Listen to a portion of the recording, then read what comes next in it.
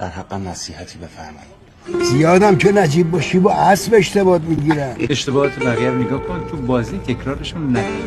دندونی که درد میکنه بکن بده دو. بوق زدی باز سوار کنی تا تهش هم بریم. به خاطر چیزی که از دست دادی، هر چقدر عزیز چیزایی که داری رو از دست نده. اگه میخوای ارباب باشی باید همیشه اون بالا باشی که از اون بالا همه چی رو خوب ببینی.